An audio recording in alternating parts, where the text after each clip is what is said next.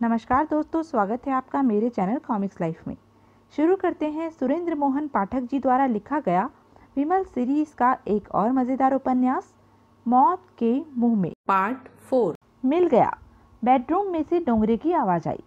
Bathroom में मौजूद कामले लपक कर उसके करीब पहुंचा। उसने देखा कि डोंगरे के हाथ में सिगार बॉक्स के साइज का एक लकड़ी का डिब्बा था, जिसके भीतर से घड़ी की टिक टिक की आवाज़ आ रही थी। डोंगरे ने डिब्बा खोला, उसके भीतर झांका और फिर डिब्बा कामले के हाथ में धकेलता हुआ बोला, तारे तोड़। कौन सी तारे तोड़ू? कामले आतंकित भाव से बोला।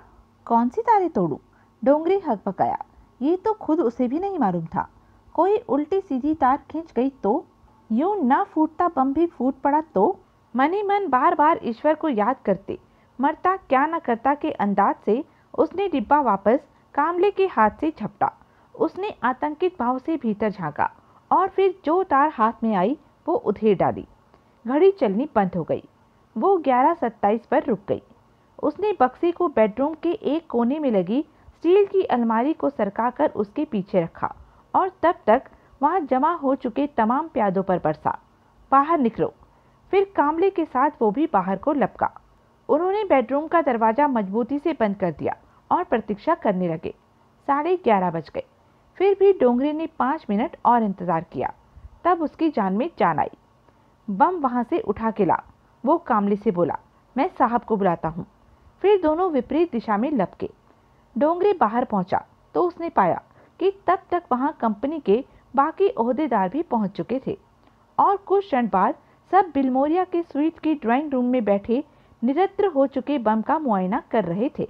डोंगरे ने लेफ्टिनेंट कामले समेत अपने तमाम प्यादों को वहां से डिसमिस कर दिया था और अब वो अकेला अपने बॉस लोगों के हुजूर में मौजूद था। सिर्फ 3 मिनट पहले मिला। वो सस्पेंस भरे स्वर में बोला, कोई खास ताकतवर बम तो नहीं मालूम होता ये? बिलमोरिया बोला, इमारत तो ना उड़ा देता।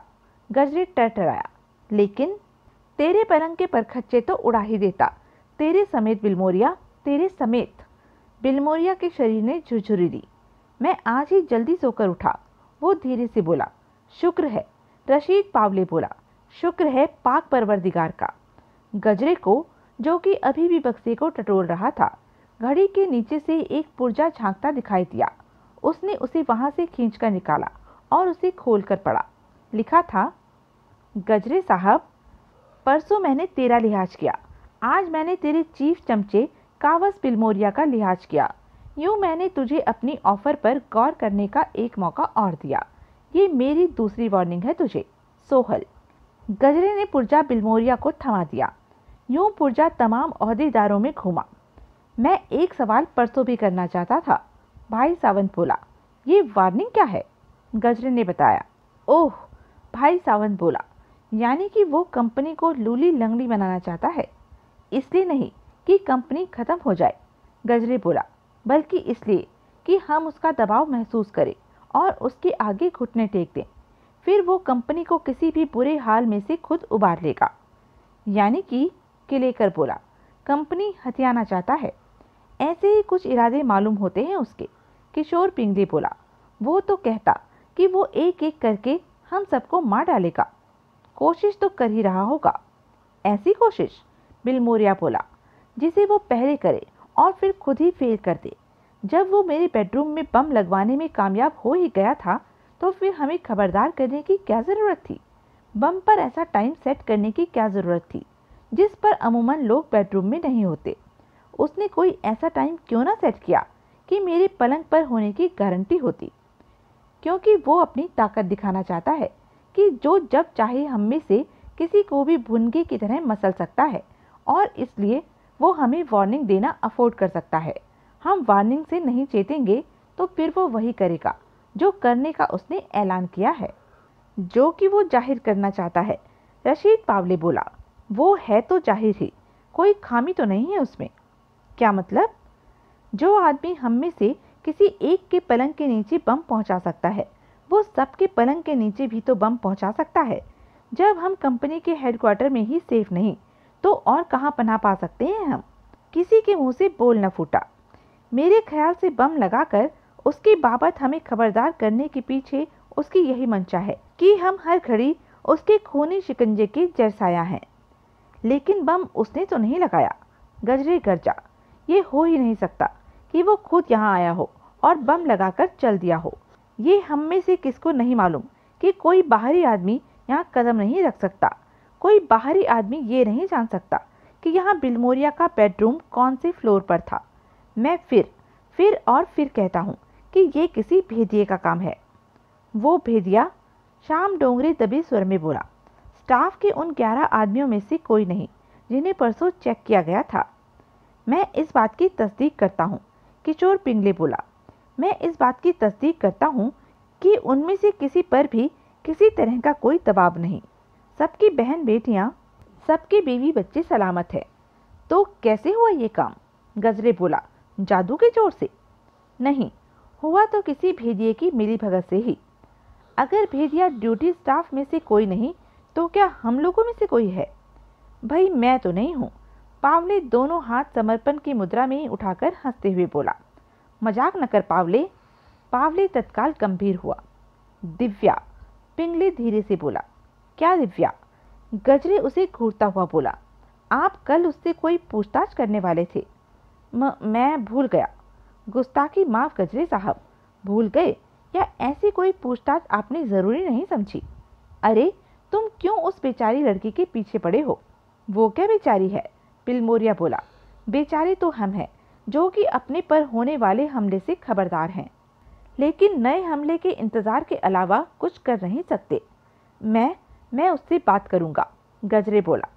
यहीं बुला के कीजिए ना। पिंगले बोला। बोला ना, मैं उससे बात करूंगा। गजरे दहाड़ा। पिंगले ने होठ भींच लिए।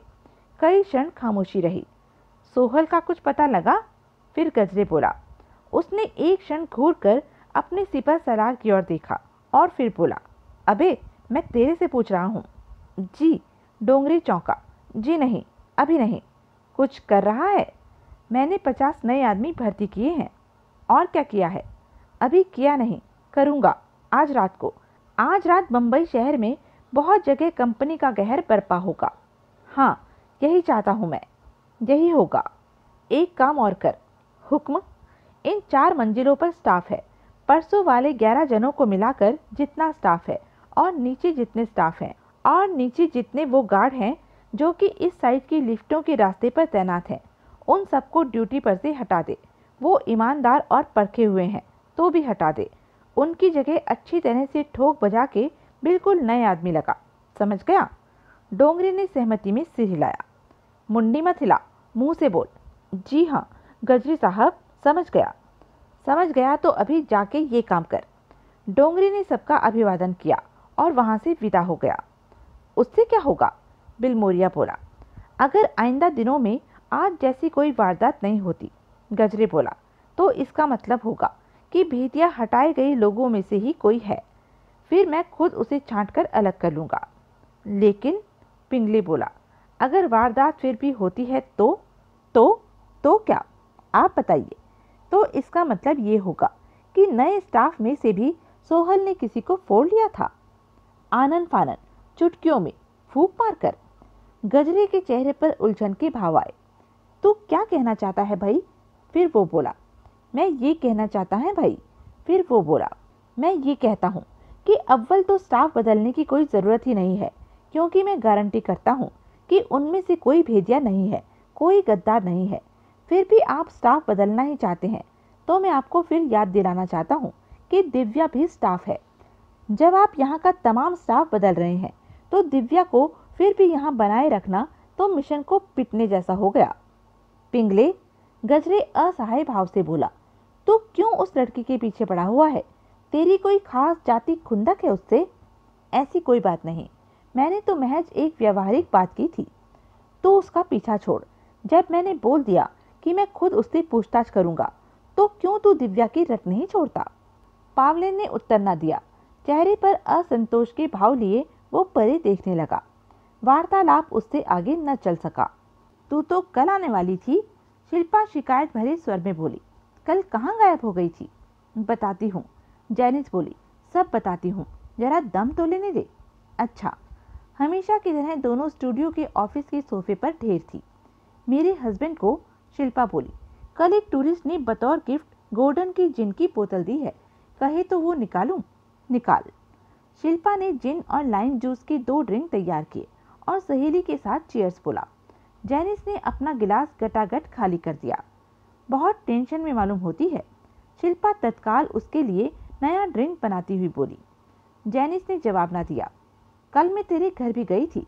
शिल्पा उसका ड्रिंक का गिलास उसे वापस थमाती हुई बोली। घर तो गई सो गई, कई कई चक्कर लगाने की क्या जरूरत थी? तुझे कैसे मालूम? शिल्पा हैरानी से बोली। कॉल ने बताया। वो कहाँ था? कोठे के भीतर, सब देखा उसने। और बाहर से ताला। हे भगवान, कितना काइया आदमी है वो। मुझे लगता है उसे शक होने लगा है तेरे बारे में। तुझे उसकी मौजूदगी में मेरे घर नहीं आना चाहिए। आगे ख्याल रखूंगी। अब ये बता कि कल तो एकाएक गायब कहाँ हो गई थी? जैनिस सोचने लगी। शिल्पा को उन लोगों के नापाक इरादों की कहानी सुनाना और बात थी, लेकिन क्या उसे पेशेवर लड़कियों के बीच हुई अपनी दुर्गत की बात भी बतानी चाहिए थी? जिन और लाइम जूस चुसकती वो सोचने लगी।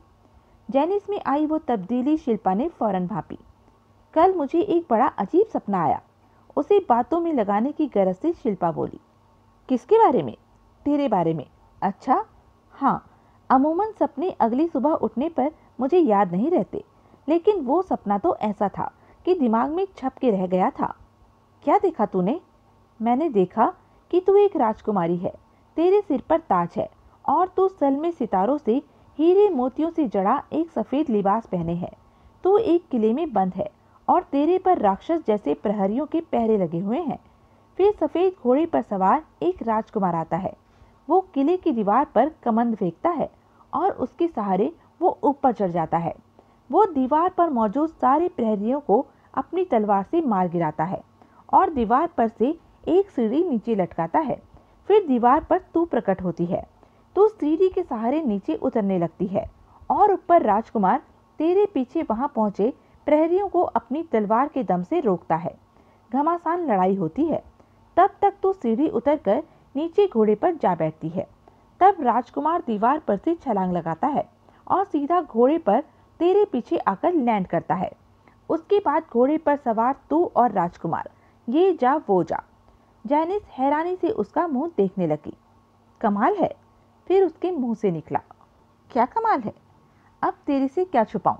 सच पूछे तो कल रात काफी कुछ मेरे साथ सपने जैसा ही हुआ। अच्छा, क्या हुआ? देख शिल्पा, जैनिस कातर भाव से बोली। तब तक जिनका नशा जो उस पर हावी होने लगा था। मैंने आज तक तेरे से कुछ नहीं छुपाया, इसलिए मैं अब चाहकर भी तेरे से कुछ नहीं छुपा सकती। लेकिन अब मुझे तेरे से डर लगता है। मेरे से डर लगता है? शिल्पा ने ऐसी हौलनाक शक्ल बनाई जैसे उसे अपने कानों पर विश्वास न हो रहा हो, और बार बार मेरे कानों में घंटे की तरह कॉल की ये बात बजने लगती है कि अगर मैं उनकी बातें आगे कहीं ट्रांसफर करूंगी तो बहुत जल्द विधवा हो जाऊंगी। वो साला मवाली तुझे खामखा डराता है। तू आगे किसी को कुछ कहती तो नहीं? अरे पगली, मेरा है कौन? 100 बार तो बोला। आलोक को, अपने हस्बैंड को? उसे? शिल्पा तिरस्कारपूर्ण स्वर में बोली। उसे अपनी नस्वार से फुर्सत हो तो मेरी बात सुने ना। शिल्पा, इस बाबत पता नहीं क्यों मेरे मन को चैन नहीं है। तो पागल है। अरे मैं कितनी बार तेरी जान की कसम खा के कह चुकी हूँ कि मैं आपसदारी में हुई बातें आगे किसी को नहीं कहती। अब क्या जान दे के तुझे विश्वास दिलाऊं? होना ही चाहिए। नहीं? हाँ, अब बोल, कल रात क्या हुआ तेरे साथ जो मेरे सपने जैसा था? जैनिस ने अपनी आप बीती सुनानी शुरू की। ज्यों ज्यों शिल्पा सुनती गई उसके नेत्र फैलते गए। जैनिस खामोश हुई तो शिल्पा भौचक्की उसे देख रही थी। ये? उसके मुंह से निकला। ये सब तूने किया? हाँ, मजबूरन किया, लेकिन किया। फिर भी हाथ कुछ ना आया। तकदीर ने काम बिगाड़ा। तकदीर ने नहीं मेरी अनारकली, तेरी खूबसूरती ने, तेरी जवानी ने। तो इतनी हसीन न होती, इतनी जवान न होती तो सब ठीक हो जाता। ये तो मेरी तारीफ कर रही है या मेरे में नुक्स निकाल रही है? 10 करोड़ रुपया। हे भगवान, मैंने तो कभी सपने में कल्पना नहीं की थी कि हे भगवान, ये लोग इतनी बड़ी रकम की फिराक में थे। कल रात इतनी बड़ी रकम हाथ से निकल गई। हाँ, और उसमें तुम मियाँ बीवी का हिस्सा 4 करोड़ रुपया, 4 करोड़ रुपया। मेरी जान, मुझे चिकोटी काट ताकि मुझे यकीन आए कि मैं सोई नहीं पड़ी, सपना नहीं देख रही।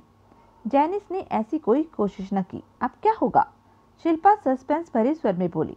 पता नहीं क्या होगा, जैनिस उदासीन भाव से बोली। मेरा मतलब है कि अब ये कहानी खत्म है या अभी कोई गुंजाइश बाकी है इसमें? पता नहीं, अभी पता नहीं। शाम को मेरा हस्बैंड लौटेगा तो शायद कोई बातचीत चले इस बाबत। बातचीत चलने से भी क्या होगा? शिल्पा आह भरकर बोली। मौका तो गया हाथ से। दोबारा ऐसा दिन आएगा अगले से अगले शुक्रवार, तब पता नहीं तेरे हस्बैंड के अकाउंट्स ऑफिस में चोरी करने लायक कोई रकम मौजूद भी होगी या नहीं होगी तो पता नहीं।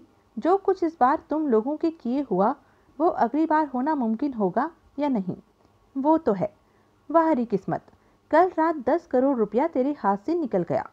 तू तो ऐसे कह रही है जैसे रुपया तेरे हाथ से निकल गया हो। अरे नहीं, मैं तुम लोगों की ही बात कर रही हूँ। लेकिन एक बात बता, कॉल का मिजाज अब कैसा है? उसके मिजाज से क्या ऐसा लगता है कि इस हरनाई से ही रुखसत हो गया होता? फिर तो ज़रूर उसके जहन में कोई और स्कीम होगी। तू तो ऐसे कह रही है जैसे स्कीमें सैकड़ों की तादाद में फलों की तरह पेड़ से लटक रही हों। जब जी चाहा हाथ बढ़ाया, एक तोड़ दी। अरे मेरी कोठी सुपारी, आज तो तू बहुत ही ज़्यादा उखड़ रही है, बहुत ही ज़्यादा कड़क बोल रही है। मुझे नहीं पता कॉल के मन में क्या है।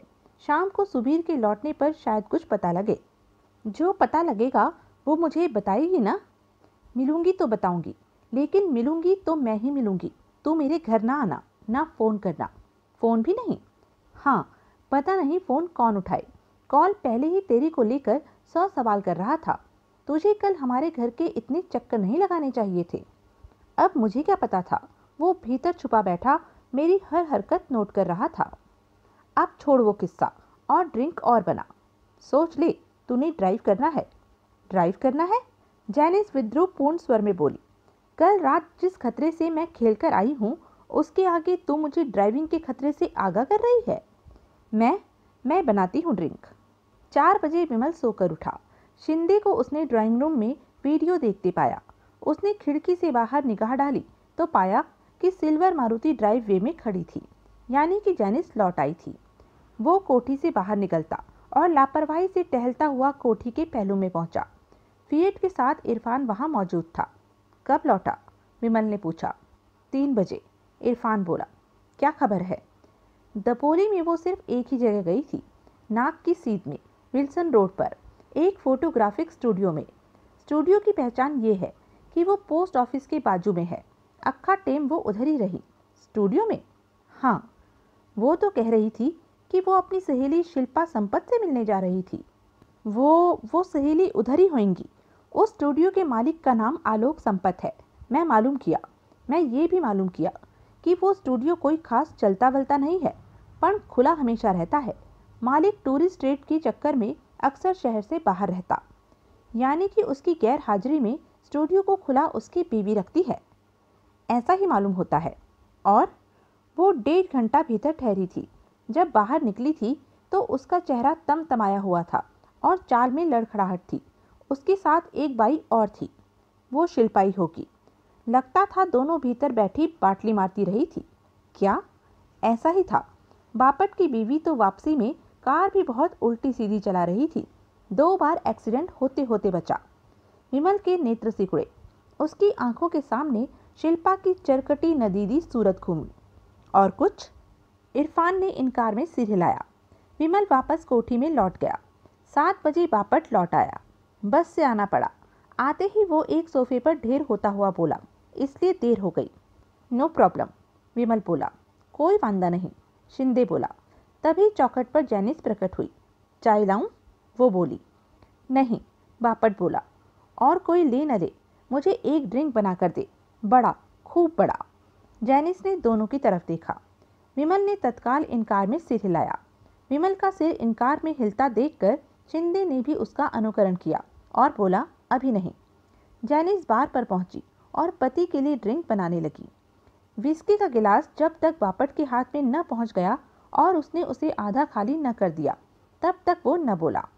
उसकी बीवी वहीं उसके करीब बैठ गई थी, जिससे किसी ने इतराज न किया। आखिर उसका भी ये जानने को उत्सुक होना स्वाभाविक था कि पिछली रात उसके पति पर क्या बीती थी। अब बोलो भी कुछ, शिंदे उतावलेपन से बोला। बोलता हूँ, बापट बोला। पहले एक खास खबर बोलता हूँ। आज वाला ग्राहक आज नहीं आया, वो अब मंगलवार को आएगा। वजह? मालूम नहीं। वजह ना मैंने पूछी ना मोघे ने मुझे बताई। कल वाला रोकड़ा अभी सेफ में ही है और मुझे लगता है कि मंगलवार वाले ग्राहक के आने तक वहीं रहेगा। यानी कि, विमल बोला, कंपनी के जो लोग वो रकम बटोरने के लिए पहले सोमवार को आने वाले थे अब बुधवार को आएंगे। शायद। आज तो कोई आया नहीं, कल छुट्टी है। सोमवार कोई आएगा तो पता चल जाएगा। सोमवार कोई ना आया तो एक बात पक्की है कि मंगलवार कोई नहीं आने वाला, क्योंकि यूं उन्हें बुधवार फिर आना पड़ेगा। फॉरेन एक्सचेंज में इतनी मोटी रकम बार बार 300 किलोमीटर मूव करना कोई मजाक नहीं, इसलिए मुझे नहीं लगता कि वो 48 घंटों में ही ऐसी मूवमेंट 2 बार करने की कोशिश करेंगे। ऐसा कर भी लेंगे तो भी मंगलवार रात को वहाँ मंगलवार वाली रकम की मौजूदगी की तो गारंटी होगी। हाँ, ये तो बड़ी अच्छी खबर है। हमें 2 दिन की मोहलत मिल गई। मोहलत? वो किस्सा बाद में, पहले तुम अपनी कहो। जुआरकर जैसी कि तुमने उम्मीद की थी, पिछली रात की घटना की बाबत बिल्कुल खामोश है। संभाजी राव नाम के जिस गार्ड को जैनिस ने उसकी खोपड़ी में पिस्तौल की बट मारकर बेहोश किया था, वो कहता है कि बारिश की वजह से जमीन पर उसका पांव फिसल गया था। उसकी खोपड़ी एक पत्थर से टकराई थी, जिसकी वजह से वो बेहोश हो गया था। उसके पहरे के जोड़ीदार काशीनाथ ने उसकी इस बात की तस्दीक की थी और उसी ने बेहोशी की हालत में ही संभाजी राव को किले के अस्पताल में पहुंचाने का इंतजाम किया था। वो? बापट ने जैनिस की तरफ देखा। अभी भी अस्पताल में ही है। हाथ करारा जमाया तूने? 2। जैनिस भावहीन स्वर में बोली। ये बातें, विमल बोला, मालूम कैसे हुई तुम्हें? जुआरकर की बीवी शालिनी के जरिए मालूम की। ओह, कहने का मतलब ये है कि वहाँ बिल्कुल अमन शांति है। कल के वाकयात की वहाँ किसी को कोई भनक नहीं है। अलबत्ता जुआरकर और संभाजी राव दोनों अपनी अपनी आप बीती पर हैरान जरूर हो रहे होंगे। संभाजी राव ज्यादा, जैनिस बोली, क्योंकि जुआरकर को तो ये खुशफहमी थी कि मैं उससे दहशत खा गई थी, इसलिए भाग खड़ी हुई थी। मैंने खुद उसे अपने कानों से अपने एक मातहत को ऐसा कहते सुना था। सुबह उसने, शिंदे बोला, बसों की वापसी के वक्त तुझे तलाश करने की कोशिश नहीं की होगी? क्या हासिल करने के लिए ऐसी कोशिश की होगी उसने? विमल बोला। इसके न दिखाई देने पर वो और ज्यादा हैरान हो सकता था, लेकिन जुबान तो नहीं खोल सकता था। वो ये हल्ला तो नहीं मचा सकता था कि एक लड़की पीछे बैरकों में ही रह गई थी। मचाता तो पहला सवाल उससे यही होता कि उसे ये बात कैसे मालूम थी। मालूम थी तो कैसा सिक्योरिटी ऑफिसर था वो, जो वो वहां से उस लड़की को बरामद नहीं करा सकता था। बिल्कुल, जैनिस बोली। इसके विपरीत मैं उसे बस में दिख जाती तो क्या वो मुझे वापस उतार लेता? सवाल ही नहीं पैदा होता, शिंदे बोला। बहरहाल, विमल बोला, अब हम ये मान के चल सकते हैं कि वहाँ कुछ हुआ ही नहीं। बिल्कुल, बापट बोला। अब तुम अपनी भी तो कुछ कहो। हाँ, वो भी कहता हूँ। तुम्हारे ढाई जुल्म की दास्तान तो मुझे कहनी ही पड़ेगी। जैनिस, तू क्यों बैठी है यहाँ? तू जा यहाँ से। जैनिस ने बड़ी मजबूती से इनकार में सिर हिलाया। कोई बात तेरे सुनने की नहीं भी होती। कौन सी बात? लो, यही बता दिया तो फिर न सुनने लायक क्या रह गया? क्या रह गया? अच्छी बात है, सुन। कल मैं सिर्फ इसलिए बच गया क्योंकि तकदीर ने हर कदम पर मेरा साथ दिया। पहले तो यही करिश्मा था कि मैं सीढ़ी से न गिरा, फिर 2 बार मेरा टकराव गार्डों से होते होते बचा। सबसे ज़्यादा करिश्मा साज बात यह थी कि जुआरकर की बीवी शालिनी अपने क्वार्टर में अकेली मौजूद थी और मेरी फरियाद से, मेरी बद हालत से पिघलकर उसने मेरी मदद करना कबूल कर लिया। आज सुबह उसी की वजह से मैं अपने कपड़े और हुलिया इतना दुरुस्त कर सका कि दफ्तर खुलने के वक्त दफ्तर में जाकर बैठ गया तो किसी को कोई बात न खटकी। वापसी पर कुछ जनों ने ये सवाल ज़रूर किया कि मेरी गाड़ी कहाँ थी। मैंने बोल दिया कि गाड़ी सुबह घर से चलते वक्त एकाएक बिगड़ गई थी। तुम? जैनिस बोली। जुआरकर की बीवी को कैसे जानते हो? वैसे ही जैसे जुआरकर को जानता हूँ। ऐसे जुआरकर मुझे क्यों नहीं जानता? बापट हड़बड़ाया। बीवी ने कैसे मदद की तुम्हारी? तुम्हें अपने पल्लू में यूं छुपाकर रखा कि जुआरकर की नजर न पड़ी तुम्हारे पर? अरे पागल, सारी रात चूहों से भरी स्टोर की पछत्ती में काटी। ये चुहलबाजी तुम दोनों आपस में बाद में कर लेना, विमल उकताकर बोला। अभी ये बताओ कि फिर क्या बीती। मुझे सच में ही बहुत अरसा परछत्ती में छुपकर रहना पड़ा। ये तो गनीमत थी कि ज्वारकर सुबह घर लौटने के थोड़ी देर बाद ही सो गया, वरना मेरी उस सजा की मुद्दत लंबी हो सकती थी। वहां से निकले कैसे? शालिनी की ही मदद से, ज्वारकर की कार की डिक्की में छुपकर। आखिर शालिनी सिक्योरिटी ऑफिसर की बीवी थी और तमाम गार्ड उसे और उस कार को पहचानते थे। आखिर शालिनी सिक्योरिटी ऑफिसर की बीवी थी और तमाम गार्ड उसे और उस कार को पहचानते थे। वो निर्विघ्न कार को वहां से निकालकर एडमिनिस्ट्रेशन ब्लॉक तक ले आई थी, जहां एक सेफ मौका देखकर उसने मुझे डिक्की से निकल जाने दिया था। तब वहां कर्मचारियों की आवाजाही अभी शुरू ही हुई थी। मैं भी उनमें मिलकर अपने विभाग तक पहुंचा और जाकर अपनी सीट पर बैठ गया। किसी को गुमान तक न हुआ कि मैं हमेशा की तरह नौकरी करने अपने घर से नहीं आया था। पूरा टाइम नौकरी करके डिस्टिलरी की मिनी बस पर मैं फाटक तक पहुंचा, इत्मीनान से बाहर निकला और जाके बस स्टॉप पर खड़ा हो गया। बस आई, उसमें सवार हुआ और यहाँ पहुंच गया। फाटक पर किसी ने सवाल नहीं किया? एक गार्ड ने सलाम करके पूछा, साहब आज गाड़ी नहीं लाए? मैंने बोल दिया कि गाड़ी बिगड़ गई थी, इसलिए नहीं लाया, छुट्टी। देखा, कामयाबी की कितनी खुशी हो जाती है और कितनी दिलेरी आ जाती है एक बार कामयाबी का मुंह देख लेने के बाद। वो सब तो ठीक है बॉस, लेकिन अब होगा क्या? विमल ने जैनिस की तरफ देखा। जैनिस ने निडर भाव से उसकी निगाह से निगाह मिलाई। जाहिर था कि उसका वहां से उठकर जाने का कोई इरादा नहीं था। पिछली रात के उनके कारोबार में शिरकत के बाद अब वो उनके बीच मौजूद रहना अपना हक मानती थी।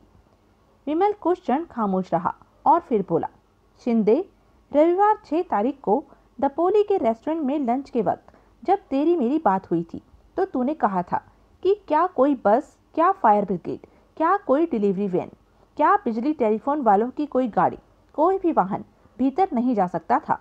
हाँ, शिंदे बोला, लेकिन ऐसा तो नहीं है। मिसाल के तौर पर बाइयों की बसें ही हैं जो हर तीसरे शुक्रवार को धड़ल्ले से भीतर जाती हैं। लेकिन बॉस, वो बसें कंपनी की ही होती हैं और उनके शेड्यूल की, उनकी आमद की किले में खबर होती है, लेकिन जाती हैं। हाँ, जाती तो हैं।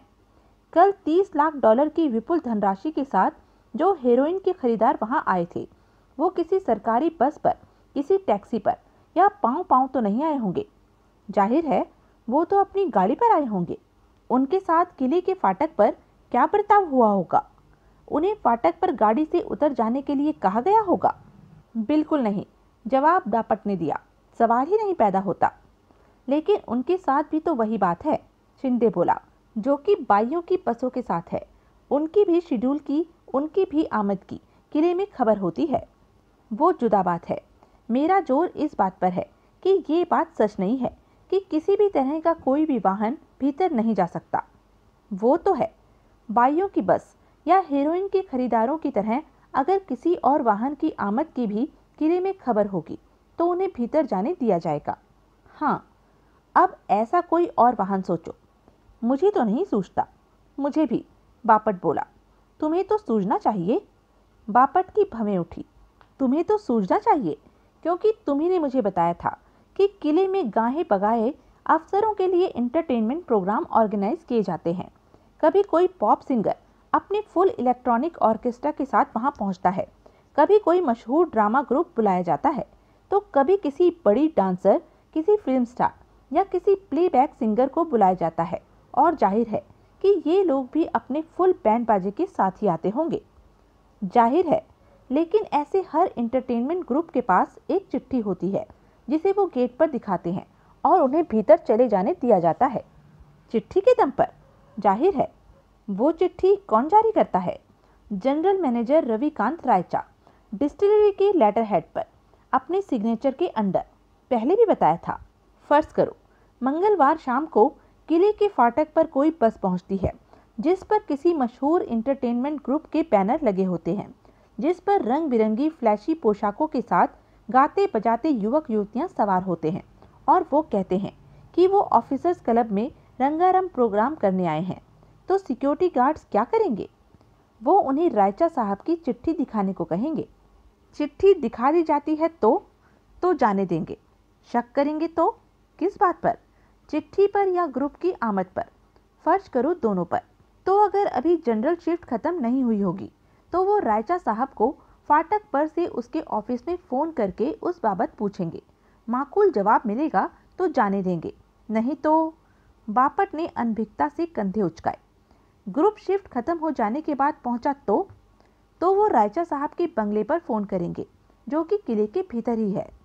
रायचा साहब के बंगले की तरह किले के भीतर और भी बंगले हैं। हाँ, कई हैं। कई अधिकारी बाल बच्चों समेत उनमें रहते हैं। यानी कि रायचा साहब से माकूल जवाब मिलने पर कोई प्रॉब्लम नहीं। बिल्कुल। अगर चिट्ठी चौकस होगी तो मेरे ख्याल से तो रायचा साहब के जवाब की भी जरूरत नहीं होगी। फिर ऐसे अभेद किले में दाखिल हो जाना क्या मुश्किल काम हुआ। लेकिन वो चिट्ठी मिल जाएगी, रायचा की हामी हो जाएगी। फिर क्या बात है? कोई और बाधा सोचो। तुम्हारा मतलब है कि असल में वहाँ ऐसा कोई प्रोग्राम ड्यू नहीं होगा। हाँ, और ऑफिसर्स क्लब जहाँ की ऐसे प्रोग्राम होते हैं। तुम फाटक से 2.5 किलोमीटर दूर बताते हो। फाटक से क्या कोई गार्ड ये देखने इतनी दूर आएगा कि वहाँ प्रोग्राम हो रहा था या नहीं हो रहा था? ना, नहीं आएगा। फाटक के गार्डों को फाटक न छोड़ने का सख्त हुक्म है, और किसी बैंड बाजे की आवाज़ इतनी दूर फाटक पर पहुंच नहीं सकती, जाहिर है। लिहाजा फाटक के गार्डों की निगाह में तो ऑफिसर्स क्लब में इंटरटेनमेंट प्रोग्राम हो रहा होगा। लेकिन ऑफिसर्स जिनके लिए वो प्रोग्राम होता है, वो क्या? वो जब छुट्टी करके वहां से जाते दिखाई देंगे तो गार्ड ये नहीं सोचेंगे कि इंटरटेनमेंट प्रोग्राम छोड़कर वो क्यों जा रहे थे, या कोई ग्रुप के आने से पहले ही चले गए थे। ऐसे अफसर सिर्फ जनरल शिफ्ट के होंगे, वो भी तमाम के तमाम नहीं, क्योंकि कईयों की रिहाइश तुम किले के भीतर बताते हो। वो बाहर जाते देखे जाएंगे तो सहज स्वाभाविक तौर पर यह समझ लिया जाएगा कि वो अपनी बीवियों को, बच्चों को लिवा लाने घर जा रहे थे। वो नहीं लौटेंगे तो क्या? अव्वल तो उनके न लौटने की तरफ किसी की तवज्जो ही नहीं जाएगी तो वो यही समझेंगे कि उन्हें प्रोग्राम में रुचि नहीं होगी या उन्हें कोई काम पड़ गया होगा। बापट, जब डिस्टिलरी में 400 आदमी काम करते हैं तो शाम 5 बजे से रात 1:30 बजे वाली शिफ्ट में काम करने वाले वहाँ ढेरों अधिकारी होंगे, जमा वो अधिकारी और उनके परिवार जो भीतर ही रहते हैं। मेरे ख्याल से इतने हुजूम के मुकाबले में जो लोग वहाँ से रुखसत हो जाएंगे उनकी कोई खास गिनती नहीं होगी। बात तो तुम ठीक कह रहे हो, बापट प्रभावित स्वर में बोला। बॉस, शिंदे बोला, ये तो बहुत उम्दा बात सोची तुमने। इस स्कीम के मुताबिक अगर किले में एंट्री हो जाए तो वापसी तो बहुत ही आसान है। वापसी तो धड़ल्ले से हो सकती है, गाते बजाते शोर मचाते। इतना खुश होने की जरूरत नहीं, विमल शुष्क स्वर में बोला, और काम इतना आसान भी नहीं। पहली स्कीम सिंपल और स्ट्रेट थी, जिसका कि तुम्हारी नालायकी से बेड़ा गर्क हुआ। जैनिस की जगह तुम भीतर गए होते तो जो जैनिस के साथ बीती वो तुम्हारे साथ ना बीतती। शिंदे ने जोर से थूक निकली और शर्मिंदगी का इजहार किया। पहले स्कीम की एक खूबी क्विक इन एंड आउट भी थी, जबकि इस स्कीम में हमें घंटों भीतर किले में मौजूद रहना पड़ सकता है। ऐसी जगह में जितनी ज़्यादा देर हमें भीतर रहना पड़ेगा उतना ही ज़्यादा पोल खुल जाने का, पकड़े जाने का खतरा होगा। नई स्कीम के तहत वहाँ हमारी हालत उस चूहे जैसी हो सकती है जो पिंजरे में दाखिल तो हो जाता है लेकिन निकल नहीं पाता। हमारी ऐसी हालत होगी? हो सकती है। शिंदे खामोश रहा। उसने फिर जोर से थूक निकली। पहली स्कीम के मुकाबले में नई स्कीम के फेल होने की ज़्यादा संभावनाएं हैं। इसलिए ज़्यादा संभावनाएं हैं क्योंकि इनमें ज़्यादा लोगों का दखल होगा। जितने लोग बढ़ते हैं उतनी ही स्कीम के फेल हो जाने की संभावनाएं बढ़ती हैं। स्कीम में शिरकत करने वाले लोग ज़्यादा हों तो कामयाबी के बाद भी पकड़े जाने का अंदेशा होता है। बस किसी एक ने शेखी में मुंह फाड़ना होता है या कोई और गैर जिम्मेदाराना हरकत करके दिखानी होती है कि छुट्टी। इस स्कीम में ज़्यादा लोगों की ज़रूरत होगी। जाहिर है, कोई म्यूजिकल पार्टी, कोई डांस या ड्रामा ग्रुप या कोई फिल्म स्टार नाइट 2.5 लोगों की शिरकत से थोड़ी ही संपन्न हो जाती है। ओह, ऊपर से ढेरों साजो सामान की ज़रूरत होगी जो कि हमें बहुत सीमित समय में उपलब्ध करना होगा। वो सब तो उपलब्ध हो जाएगा, बापट बोला। लेकिन रायचा की चिट्ठी? बोला ना, मिल जाएगी। लेकिन जब फाटक से सिक्योरिटी वाले रायचा को फ़ोन कर पूछेंगे कि, तो रायचा का जवाब यही होगा कि उन्हें भीतर आने दिया जाए। ऐसा कैसे होगा? हो जाएगा। कल इतवार है, छुट्टी का दिन है। कल इस विषय पर हम विस्तृत वार्तालाप करेंगे। तब तक मैं इस साजो सामान की एक लिस्ट भी बना लूँगा जिसकी कि हमें ज़रूरत होगी, और उन तैयारियों की बाबत भी बताऊँगा जिनका एडवांस में किया जाना ज़रूरी होगा। बढ़िया, शिंदे खुशी से बोला। सर, बापट बोला।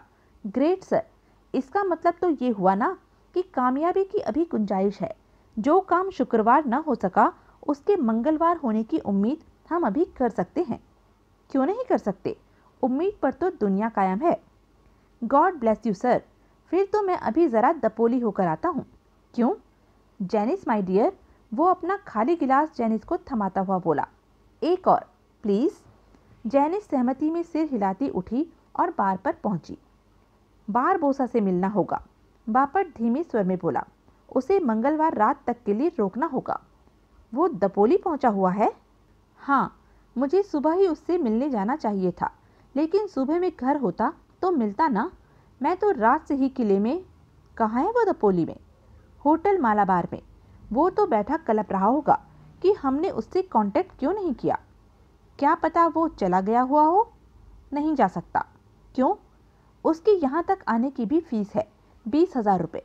उन्हें लिए बिना वो नहीं जाने वाला। वो फीस अभी अदा होनी है? हाँ। तभी जेनिस बापट का जाम ले आई। बापट ने एक ही सांस में गिलास खाली किया और शिंदे को भी उठने का संकेत करता हुआ बोला। हम बस गए और आए। विमल ने सहमति में सिर हिला दिया। रात 9 बजे बिलमोरिया गजरे के स्वीट में पहुंचा। इंदौरी लौट आया है, उसने खबर दी। गजरे के चेहरे पर कोई भाव न आए। मैं आपको वो खबर सुनाने आया हूँ जो ना बीबीसी की न्यूज़ में आई है और ना अखबार में छपी है। तब गजरे के चेहरे पर दिलचस्पी के भाव जागे। उसकी भवें उठी। इंदौरी नेपाल से वो 10 लाख रुपया भी लौटा के लाया है जो आपने श्रेष्ठ को एडवांस में दिया था। बढ़िया।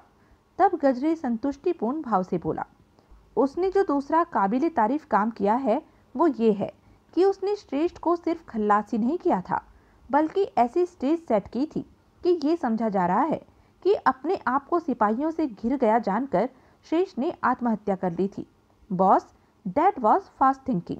तो मेरी राय में आपको उसे बुलाकर शाबाशी देनी चाहिए और उसे किसी इनाम इकराम से नवाजना चाहिए। गजरे ने तत्काल उत्तर न दिया। उसने बड़े इत्मीनान से अपने सिगार के 3-4 कश लगाए। ये सब कुछ तू कर ले। फिर वो बोला, उसकी जो पीठ ठोकनी हो, उसे जो इनाम देना हो वो तू दे ले। मेरा इरादा उसको कदरन ज़्यादा बड़ा इनाम देने का है। अच्छा, वक्त आने पर? वक्त आने पर? बिलमोरिया ने असमंजसपूर्ण भाव से दोहराया। मैं डोंगरे से बहुत नाउम्मीद हो चुका हूँ। मुझे उसकी जगह लेने के लिए किसी नए आदमी की तलाश है। वो नया आदमी इंदौरी हो सकता है। ओह, आई सी। तो उसे अभी और आजमा। उसे 2-4 कदरन सख्त और खतरनाक काम सौंप। अगर उसने उनमें भी कामयाब होकर दिखाया तो समझ लेना उसकी जिंदगी बन गई। समझ लेना वो कंपनी का नया सिपह सालार बन गया। वेरी गुड गजरे साहब, मैं आपकी दूरंदेशी की दाद देता हूँ। वो सब ठीक है, लेकिन अभी इस बात की किसी को भनक ना लगे, इंदौरी को भी नहीं। नहीं लगेगी बॉस, नहीं लगेगी। बढ़िया। रविवार 13 फरवरी, बम्बई असगांव। सुबह के 8 बजे थे जबकि शिंदे जेनिस के बेडरूम की चौखट पर पहुंचा। उसने दरवाजे को हौले से धक्का दिया तो उसे खुला पाया। उसने उसे और इतना खोला कि भीतर झांक पाता। भीतर पलंग पर बापट दीन दुनिया से बेखबर यूं सोया पड़ा था जैसे रविवार के उस दिन दोपहर तक उठने की मर्जी ना हो। वैसे ही बेसुधी की नींद में डॉली उसके करीब सोई हुई थी। जेनिस खिड़की के करीब एक कुर्सी पर बैठी अखबार पढ़ रही थी। उसे दरवाजा खुलने का एहसास हुआ तो उसने सिर उठाया। चौखट पर खड़े शिंदे से उसकी निगाह मिली। शिंदे ने इशारे से उसे करीब बुलाया। जेनिस के चेहरे पर वितृष्णा के भाव आए। उसने इशारे से शिंदे से सवाल किया तो शिंदे ने जवाब में फिर उसे करीब आने को कहा। जेनिस ने अखबार एक ओर डाला और एक उड़ती निगाह पलंग की दिशा में डालती उठकर उसके करीब पहुंची। शिंदे घूमकर गलियारे के सिरे पर पहुंचा और वहां ठिठका। क्या है? अभी अभी इरफान आया था, शिंदे बोला। विमल उसके साथ गाड़ी में बैठकर कहीं चला गया है। अच्छा, बापट घोड़े बेचकर सो रहा है। तो डॉली भी? तो मेरे से पूछ रही है? हाँ, तो ये। तत्काल शिंदे उसे अपनी बाहों में लेकर खींचता हुआ बोला। छोड़ो छोड़ो। जैनिस तत्काल उसकी पकड़ में छटपटाती उसे परे धकेलने की कोशिश करती बोली। छोड़ो। क्या छोड़ो छोड़ो? मेरी जान, इतने अरसे बाद आज मौका हाथ लगा है तो। एकाएक जैनिस ने अपने हाथ पांव ढीले छोड़ दिए। हाँ, शिंदे हर्षित स्वर में बोला। ये हुई ना बात। अब चल दूसरे बेडरूम में। और विनोद शिंदे, जैनिस बर्फ से सर्द स्वर में बोली, अगर यहाँ से अपना मुंह काला कराकर और जूते खाकर रुखसत नहीं होना चाहता तो 1 सेकंड में मुझे छोड़। शिंदे ने यूं से छोड़ा जैसे एकाएक जैनिस के शरीर में कांटे निकल आए हों। वो भौचक्का सा उसका मुंह देखने लगा। ये तू? उसके मुंह से निकला। तू कह रही है? हाँ। मुझे कह रही है? हाँ। जानती है ना मैं कौन हूँ? पहले नहीं जानती थी, अब जानती हूँ, इसलिए कर रही हूँ। अब क्या हो गया? अपने दिल से पूछ। अरे ये क्या पहेलियां बुझा रही है तू? कोई पहेलियां नहीं बुझा रही मैं। दोबारा कभी मुझे हाथ लगाया तो मुझसे बुरा कोई नहीं होगा। ओह, तो ये बात है। क्या बात है? छोड़ रही है मुझे, रिश्ता तोड़ रही है मेरे से। कोई नई बात कर शिंदे। यानी कि तोड़ भी चुकी है? अक्लमंद को इशारा काफी होता है। तू यूं मेरे से, अपनी बेटी के बाप से पल्ला नहीं झाड़ सकती। झाड़ सकती हूँ, उससे भी झाड़ सकती हूँ, लेकिन उसकी अभी कोई जल्दी नहीं है मुझे। अरे मैं बापट की नहीं, अपनी बात कर रहा हूँ। मैं दोनों की बात कर रही हूँ। अरे एकाएक ऐसा क्या हो गया है जो? बोला ना, अपने दिल से पूछ। जैनिस मेरी जान, तेरा आज का ये अनोखा व्यवहार मेरी समझ में बिल्कुल नहीं आ रहा। मुझे अफसोस है तेरी समझ पर। कहीं कहीं तेरा कॉल पर तो दिल नहीं आ गया? हाँ, यही बात है। क्या? अब यही सोच के पीछा छोड़ मेरा। जैनिस लंबे डग भरती वहां से विदा हो गई। शिंदे मुंह बाए उसे जाता देखता रहा। 11 बजे के करीब विमल, इरफान, बापट और शिंदे ड्राइंग रूम में बैठे थे, जबकि सफ़ेद जीन्स जैकेट में सुसज्जित जैनिस वहां पहुंची। मैं ज़रा बाजार जा रही हूँ, वो अपने पति से बोली। डॉली का ख्याल रखना। बापट ने सहमति में सिर हिलाया। वो वहां से हटी और बाहर निकलकर कार में जा सवार हुई। इरफान की भीतर मौजूदगी से उसने अंदाजा लगाया था कि उन लोगों में कोई गंभीर वार्तालाप शुरू होने वाला था। पिछली शाम को कॉल ने अपनी नई स्कीम का जिक्र अगले रोज पर टाल दिया था। उसका मतलब उसने ये लगाया था कि वो भरसक प्रयत्न करना चाहता था कि वार्तालाप जैनिस की मौजूदगी में न हो। उसकी उसी मंशा को शय देने के लिए जैनिस मार्केट जाने के बहाने घर से निकल आई थी। कितना बेमुरव्वत था वो शख्स जो इस बात को भी खातिर में नहीं लाया था कि पिछली रात वो जान हथेली पर रखकर घर से निकली थी और उसके इनकार करने पर उनकी स्कीम फेल हो जानी थी। लेकिन कहाँ, उसके इनकार से क्या फर्क पड़ता? वो एक स्कीम की जगह दूसरी स्कीम तो पहले ही सोचे बैठा था। कोई तीसरी, चौथी या पांचवी भी उसके जहन में होती तो कोई बड़ी बात नहीं थी। तभी तो उस पर उसके इस कथन का कोई भारी असर नहीं हुआ था कि उसने उसकी वजह से वो काम करने के लिए हामी भरी थी। कमीना, बीवी का सगा, कहता था सब कुछ बीवी का है। झूठा, फरेबी। शिल्पा का दिया ट्रांसमीटर पूर्वता ड्राइंग रूम में सेंटर टेबल पर रख फूलदान में पड़ा था।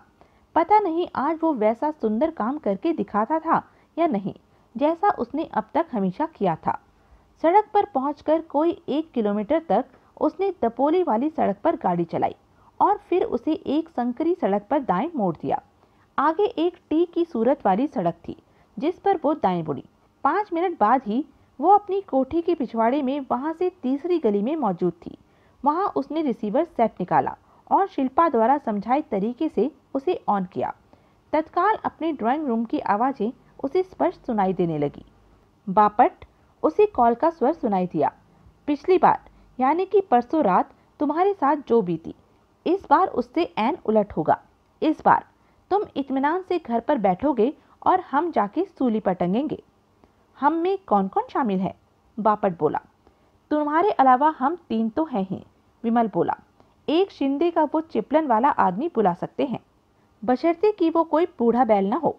अरे वो, शिंदे बोला, मेरी ही उम्र का, मेरी ही जैसी शक्ल सूरत वाला बड़ा स्टाइलिश भीड़ू है, भरोसे का आदमी है, फुल मेरा परखा हुआ।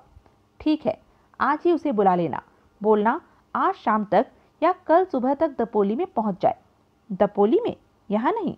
नहीं, यहाँ ज़्यादा लोगों की, वो भी अजनबी लोगों की ज़्यादा आवाजाही ठीक नहीं होगी, कोई पड़ोसी ही शक करने लगेगा। बापट ने बड़े प्रभावित ढंग से सहमति में सिर हिलाया। नाम क्या है उसका? विमल बोला। चावरिया। राजस्थानी है? पता नहीं, ऐसा कोई और आदमी हो तेरी निगाह में? शिंदे ने इनकार में सिर हिलाया। विमल ने बापट की तरफ देखा, उसने भी इनकार में सिर हिलाया। विमल ने इरफान की तरफ देखा। प्रधान, वो धीरे से बोला। ठीक है, विमल बोला, एक आदमी अपना इरफान ठीक कर लेगा। भरोसे का? शिंदे बोला। तेरे आदमी से ज़्यादा भरोसे का। विमल सख्ती से बोला। तेरे से भी ज़्यादा भरोसे का। बढ़िया, शिंदे खिसियाया सा बोला। ये हुए 5 जने, विमल बोला। इसके अलावा हमारे साथ कम से कम 3 खूबसूरत नौजवान चुलबुली लड़कियों का होना ज़रूरी है, जो कि हकीकतन सिर्फ सजावटी सामान होगा, यानी कि हमारी स्कीम में उनका कोई सक्रिय रोल नहीं होगा।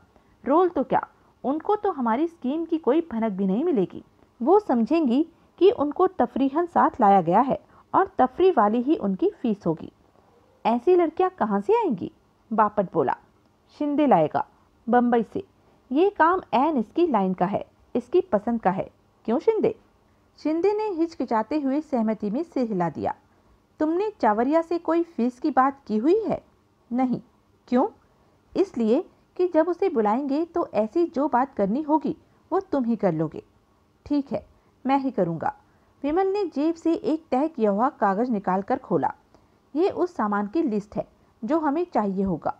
इस लिस्ट की अहम तरीन आइटम एक डियाना क्लिपर मिनी बस है, जिसका रंग रूप ऐन उन मिनी बसों जैसा होना चाहिए जो कि किले के भीतर चलती हैं, यानी कि आसमानी रंग।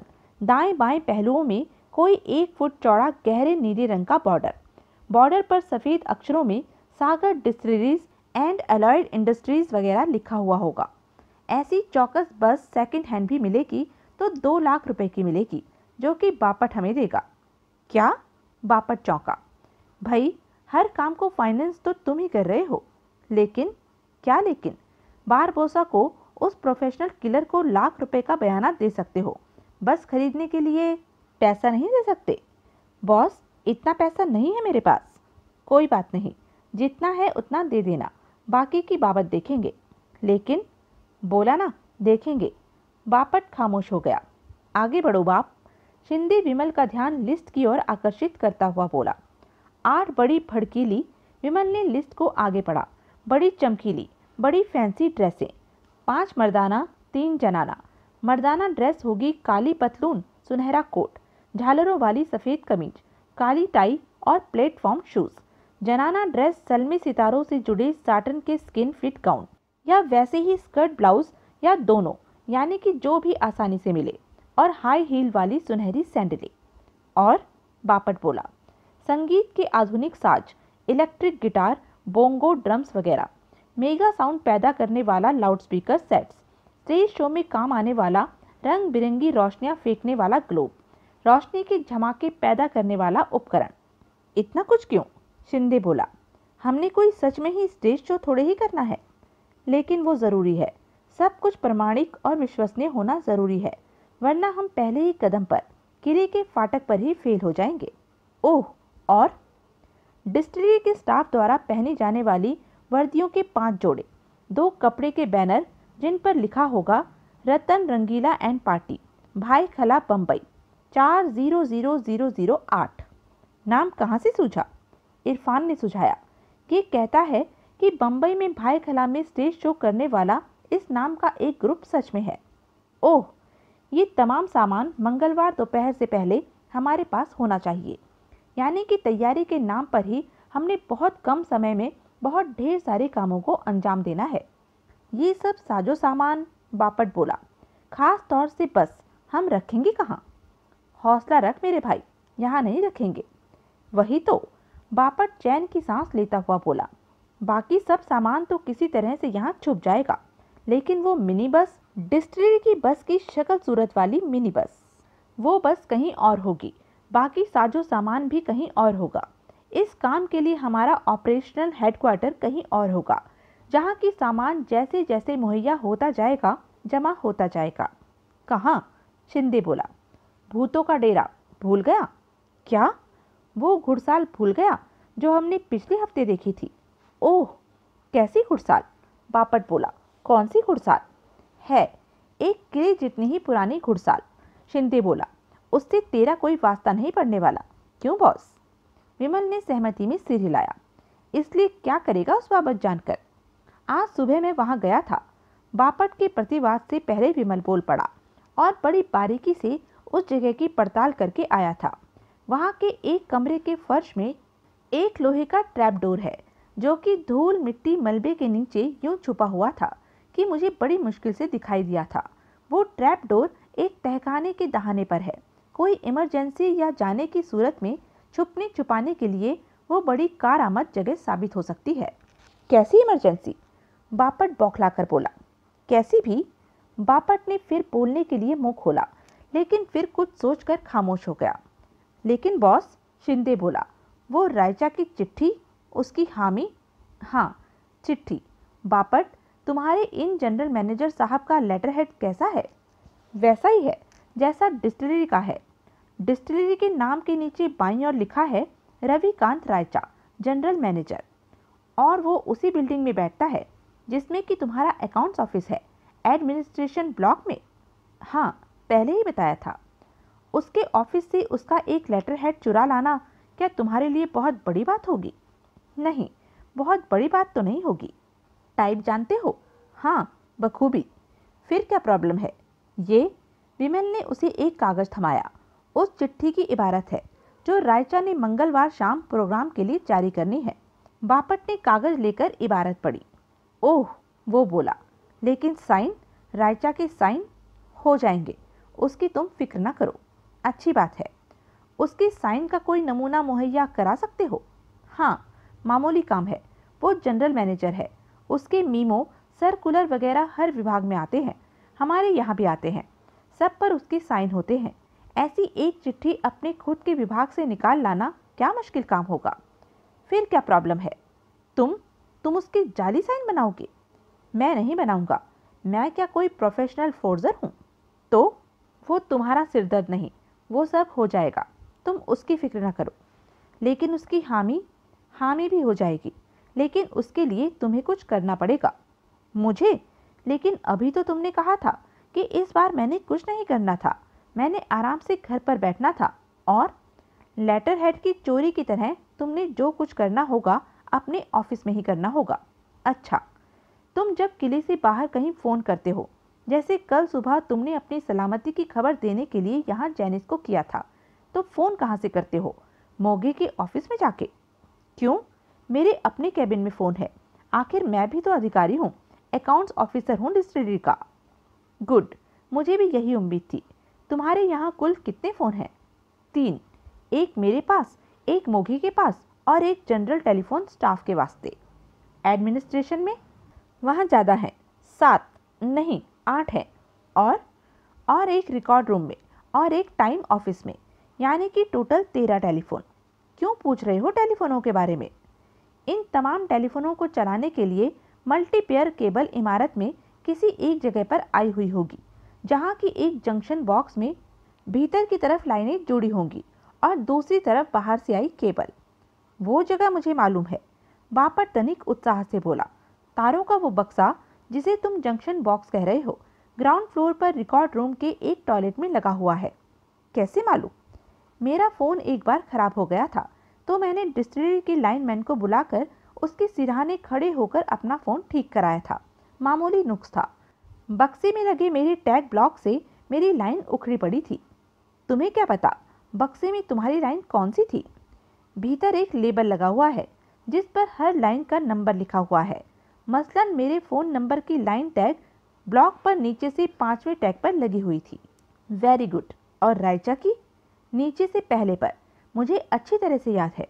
शाबाशी। अब जो मैं कहने जा रहा हूँ उसे गौर से सुनो। फर्ज करो कि कोई पहली लाइन को उखाड़कर पांचवी लाइन की जगह लगा देता है और पांचवी लाइन को उखाड़कर पहली लाइन की जगह लगा देता है। अब सोचो क्या होगा? क्या होगा? वो उलझनपूर्ण स्वर में बोला। ये होगा कि तुम्हारी लाइन रायचा के फोन पर पहुंच जाएगी और रायचा की लाइन तुम्हारे फोन पर पहुंच जाएगी, यानी कि तुम्हारा और रायचा का नंबर आपस में बदल जाएगा। तब अगर कोई रायचा का नंबर डायल करेगा तो तुम्हारे फोन की घंटी बजेगी, तुम्हारा नंबर डायल करेगा तो रायचा के फोन की घंटी बजेगी। क्या समझे? तुम्हारा मतलब है कि जंक्शन बॉक्स पर वो हेर फेर मैं करूं? क्या प्रॉब्लम है? किसी ने मुझे ऐसा करते देख लिया तो? कौन देख लेगा? तुम कह रहे हो कि जंक्शन बॉक्स टॉयलेट में लगा हुआ है। सहज स्वाभाविक ढंग से टॉयलेट में दाखिल होकर दरवाजा भीतर से बंद कर लेगा तो कौन देख लेगा? वो खामोश रहा। एक खास वक्त पर तुम ये काम करोगे जो कि मुश्किल से 1 मिनट का है और जाकर अपनी सीट पर बैठ जाओगे। फाटक से सिक्योरिटी वाले म्यूजिकल ग्रुप की बाबत रायचा को फोन लगाएंगे तो घंटी तुम्हारे फोन की बजेगी। वो म्यूजिकल ग्रुप के बारे में सवाल करेंगे तो तुम उन्हें आदेश दोगे कि उन्हें भीतर आने दिया जाए। मैं आदेश दूंगा? रायचा बनके, बापट बने रह के नहीं। ओह, वो फोन कॉल खत्म होते ही तुम नीचे जंक्शन बॉक्स पर जाओगे और टैग ब्लॉक पर अपनी और रायचा की लाइनों को फिर यथास्थान लगा दोगे। इजी। बापट सोचने लगा। बड़ी हद 10 मिनट का वक्फा होगा जिसमें कि ये अदला बदली सक्रिय रहेगी। उस दौरान मेरी कोई कॉल आई तो वो रायचा के फोन पर बजेगी। हाँ, तो क्या होगा? तो रायचा कह देगा कि वो रॉन्ग नंबर लग गया था। फिर कॉल आ जाएगी तो वो फिर यही कहेगा। तीसरी बार यकीन जानो कि कॉल आएगी ही नहीं, क्योंकि कॉल करने वाला यही समझेगा कि एक्सचेंज में कोई खराबी हो गई थी जिसकी वजह से रॉन्ग नंबर मिल रहे थे और वो जनरल मैनेजर जैसे टॉप बॉस को फिर डिस्टर्ब करने का हौसला नहीं करेगा। मेरे पास रायचा की कोई और कॉल आ गई तो तुम भी यही कहोगे कि रॉन्ग नंबर लग गया था। असल कॉल के बाद आई कॉल को तुम सुनना ही मत। घंटी बजती छोड़ के नीचे पेयर बदलने चले जाना। बापट, ये मामूली लेकिन निहायत ज़रूरी काम है। तुमने इस काम को करने से इनकार किया तो कहानी खत्म है। फिर बस और पोशाकों वगैरह पर पैसा और मेहनत जाया करना मूर्खता है। नहीं नहीं, वो हड़बड़ाकर बोला, मैं करूँगा ये काम ठीक से, मुस्तैदी से। हाँ, फिर क्या प्रॉब्लम है? फिर तो समझ लो कि किला फतेह। मुहावरे वाला? शिंदे बोला। नहीं, असल वाला, गजविलास फोर्ट फतेह। सब हंसे। अब मैं आगे ये बताता हूँ, विमल बोला, कि किसने कौन सा काम करना है और कैसे करना है। जैनिस ने रिसीवर ऑफ कर दिया। उसकी इस बात में कोई दिलचस्पी नहीं थी कि किसने क्या करना था, कैसे करना था। अहम तरीन बातें वो सुन चुकी थी। उसने मार्केट से सब्जियां और कुछ फल वगैरह खरीदे और वापस लौट पड़ी। दपोली का रुख उसने इसलिए नहीं किया था क्योंकि रविवार को संपत का फोटो स्टूडियो बंद होता था और छुट्टी के दिन शिल्पा के घर जाने की कोई तुक नहीं थी क्योंकि वहां संपत मौजूद होता और वहां उसे वो तन्हाई हासिल न हो पाती जो कि उसे उसके स्टूडियो में हासिल होती थी। अपने बेडरूम में पलंग पर लुढ़के पड़े गजरे ने आंख भरकर रेशम की साड़ी में लिपटी दिव्या को देखा। कितनी हसीन थी वह मन ही मन बोला। कितनी जवान थी, अंग अंग से मत टपकता लगता था। बैठ, मेंढक टरटराया। दिव्या पलंग के करीब पड़ी एक कुर्सी की ओर बढ़ी। अरे उधर नहीं, इधर बैठ, तत्काल गजरे बोला, मेरे पास। दिव्या मुस्कुराती हुई पलंग पर उसके करीब बैठ गई। तू सोच तो रही होगी कि इतवार को छुट्टी वाले दिन मैंने तुझे क्यों बुलाया। नहीं सोच रही, वो इठलाकर बोली। क्या सोचूं तो तब जबकि मुझे मालूम न हो कि आपने मुझे क्यों बुलाया है। तुझे मालूम है? हाँ। क्यों बुलाया है मैंने तुझे? फरमाइए। तू अभी छोटी है, नादान है, भोली है। तू दीन दुनिया के कमीने मतलब परस दस्तूरों से अभी वाकिफ नहीं। तू किसी के बहकावे में आ सकती है। नहीं जी, मैं किसी के बहकावे में नहीं आने वाली। परीक्षित को भूल गई? दिव्या ने आहत भाव से गजरे की तरफ देखा। मैं तो कब की भूल गई हूँ, वो धीरे से बोली। आप ही नहीं भूलते, उल्टे मुझे भी याद दिलाते रहते हैं। उसके बहकावे में भी तो आ ही गई थी तू। इसका जवाब मैं आप ही के शब्दों में देती हूँ। तब मैं छोटी थी, नादान थी, भोली थी। अब भी तू वैसी ही है, लेकिन अब मैं किसी के बहकावे में नहीं आ सकती। क्यों? क्यों नहीं आ सकती? क्योंकि मैं आप पर समर्पित हूँ। दिव्या आंखों में मद भरकर बोली, और मरते दम तक रहूंगी। मेरा रोम रोम। अरे वो सब मुझे मालूम है। ना मालूम होता तो अभी तक मैं तुझे आम की तरह चूस के कूड़े में न डाल चुका होता। तो तू किसी चक्कर में किसी और के बहकावे में आ सकती है। कौन सा चक्कर? कल बिलमोरिया के बेडरूम में और उससे 2 दिन पहले मेरे ऑफिस में जो वारदात हुई, वो कोई बाहरी आदमी नहीं कर सकता। ये बात निश्चित है कि वो करतूतें किसी भेदिए की, किसी भीतर के आदमी की थी। कौन है वो आदमी? आपसे थोड़े ही छुपा रहा होगा। आपने तो पता लगा ही लिया होगा। आपने तो जरा भ्रुकुटी टेढ़ी की होगी कि उसने सब कुछ खुद ही कबूल कर लिया होगा और रहम की भीख मांगता आपके कदमों में लौट गया होगा। गजरे निहाल हो गया। साली कितनी भोली थी, कितना रौब खाती थी उसका। साला रावण। दिव्या मन ही मन बोली। नहीं, गजरे बोला, काम इतना आसान नहीं। अभी वो भेदिया पकड़ में नहीं आया, लेकिन आपसे बच के कहाँ जाएगा? बिल्कुल। और फिर कैसे मैं उसकी बोटी बोटी करके चील कौवों को डालूंगा, ये मैं जानूं या वो जाने, या मैं जानूं। दिव्या फिर गजरे पर ढेर होती हुई बोली। तू 1 मिनट टिक के बैठ। गजरे फिर उसे परे धकेलता हुआ बोला, और संजीदगी से मेरी बात सुन। सुन तो रही हूँ। तुझे कोई मिला? तुझे किसी ने कंपनी के खिलाफ बहकाया, भड़काया, कोई लालच दिया या किसी तरह से मजबूर किया? दिव्या के चेहरे से मुस्कुराहट गायब हो गई। उसने अपलक गजरे को देखा। जवाब दे। गजरे बोला। तो ये बात है। दिव्या धीरे से बोली। क्या बात है? आप मेरे पर शक कर रहे हैं? अरे मैं शक नहीं कर रहा तेरे पर, तेरे से कुछ पूछ रहा हूँ। शक कर रहे हैं तभी तो पूछ रहे हैं। तू मेरे सवाल का जवाब दे। नहीं है मेरे पास आपके सवाल का जवाब। क्या बकती है? लगता है मेरा एक शुरुआती गुनाह ता जिंदगी मेरा पीछा नहीं छोड़ेगा, हमेशा भूत की तरह मेरे साथ चिपका रहेगा और मेरी शर्मिंदगी का बायस बनता रहेगा। अब मुझे ये भी लगता है कि आपने सिर्फ जुबानी ऐसा कहा कि आपने मुझे माफ़ कर दिया था। हकीकतन आपने उस एक इकलौते गुनाह के लिए मुझे कभी माफ़ नहीं किया। अरे वो बात नहीं, वो ही बात है। वो बात ना होती तो आपने मेरे से कोई सवाल करना ज़रूरी न समझा होता। मेरे लिए मर जाने की बात है कि आपने ऐसा कोई सवाल मेरे से पूछना ज़रूरी समझा। वो पलंग पर से उठकर खड़ी हो गई और कंधे से लटकता साड़ी का पल्लू कमर में खोसने लगी। अब मुझे कुछ कहना नहीं, कुछ करना पड़ेगा। क्या करना पड़ेगा? मैं अभी आपके बेडरूम की खिड़की से कूदकर जान दे दूंगी। पागल हुई है? यही मेरा जवाब है। यही आपके आखिर सवाल का मेरा आखिरी जवाब है। मेरी अलविदा कबूल कीजिए। मैं चली। वो बेडरूम की एक खिड़की की तरफ दौड़ी। वो खिड़की खोलकर चौखट पर चढ़ गई हुई थी, जबकि गजरे ने लपक कर उसे पकड़ा। पागल हो गई है क्या? वो उसे वापस बेडरूम में धकेलता हुआ बोला। मुझे जाने दीजिए, मर जाने दीजिए मुझे, छोड़ दीजिए मुझे। ये मेरी अग्नि परीक्षा की घड़ी है। अगर ऐसा है तो समझ ले कि तू पास हो गई है। दिव्या ने सशंक भाव से उसकी तरफ देखा। अगर कोई मेंढक मुस्कुरा सकता था तो गजरे मुस्कुराया। सच कह रहे हैं? दिव्या बोली। हाँ। दिल से कह रहे हैं? हाँ। फिर तो कभी मेरे पर शक नहीं करेंगे? नहीं। कभी मुझे बेसमेंट वाली बात याद नहीं दिलाएंगे और ना खुद याद रखेंगे? मंजूर। खाइए मेरी कसम। गजरे निहाल हो गया। उसने दिव्या को अपनी बाहों में भर लिया और बोला, तेरी कसम। गजरे की अधगंजी खोपड़ी पर उसके आंसुओं की 2 बूंदें टपकी। क्यों रोती है? वो बोला। आप ही रुलाते हैं। अब क्यों रोती है? अब तो बात खत्म हो गई। अब तो मैंने कसम भी खा ली कि मैं तेरे पर शक नहीं करूँगा। याद रखिएगा ये बात। हाँ, हमेशा याद रखूँगा। अब आंसू पोंछ। दिव्या ने आंसू पोंछे। हंस के दिखा।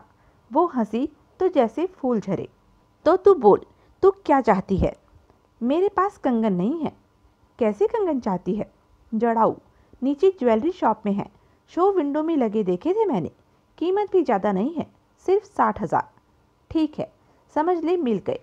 दिव्या ने एक खुशी की किलकारी भरी और गजरे को लिए दिए पलंग पर ढेर हो गई। तो यह थी अब तक की कहानी। आगे की कहानी जानने के लिए बने रहें मेरे साथ। और हाँ, मेरे चैनल को लाइक, शेयर और सब्सक्राइब करना ना भूलें। धन्यवाद।